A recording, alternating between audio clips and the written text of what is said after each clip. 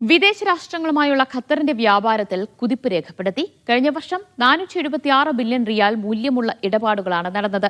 Asian രാഷ്ട്രങ്ങളാണ് രാജ്യത്തിന്റെ ഏറ്റവും വലിയ വ്യാപാര പങ്കാളികൾ. നാഷണൽ പ്ലാനിംഗ് കൗൺസിലാണ് കയറ്റുമതി ഇറക്കുമതി വ്യാപാരങ്ങളെ കുറിച്ചുള്ള ഏറ്റവും പുതിയ കണക്കുകൾ പങ്കുവച്ചത്. ഇതുപ്രകാരം 2024 വർഷത്തിൽ വിദേശ രാഷ്ട്രങ്ങളുമായി 476.28 ബില്യൺ ഖത്തർ റിയാൽ മൂല്യമുള്ള വ്യാപാരമാണ് നടന്നത്. മുൻവർഷം ഇത് 470.22 ബില്യൺ റിയാൽ ആയിരുന്നു. രേഖപ്പെടുത്തിയത് 1.3% വർധന. ഏഷ്യൻ രാഷ്ട്രങ്ങളും യൂറോപ്യൻ യൂണിയനുമാണ് രാജ്യത്തിന്റെ പ്രധാന വ്യാപാര പങ്കാളികൾ. ഏഷ്യൻ രാഷ്ട്രങ്ങളുമായി 319 ബില്യൺ റിയാലിന്റെ ഇടപാടുകളാണ് നടന്നത്. രാജ്യത്തിന്റെ ആകെ കയറ്റുമതിയുടെ 77% നടന്നത് ഏഷ്യയിലേക്കാണ്. 267 ബില്യൺ റിയാൽ. 52 ബില്യൺ റിയാലാണ് ഏഷ്യൻ രാഷ്ട്രങ്ങളിൽ നിന്നുള്ള ഇറക്കുമതി. ഏഷ്യയുമായുള്ള ട്രേഡ് സർപ്ലസ് 214 ബില്യൺ റിയാൽ.